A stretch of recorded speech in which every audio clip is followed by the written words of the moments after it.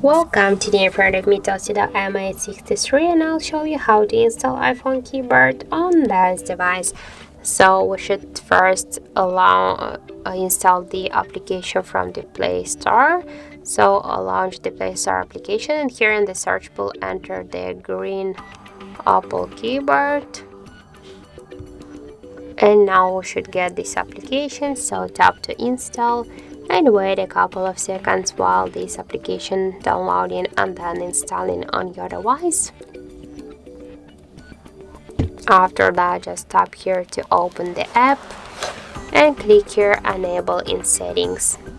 After that, near the green Apple keyboard, click once on the switcher, tap OK, again OK, and then just go back, tap to the switch input methods and switch your currently keyboard to the green Apple keyboard.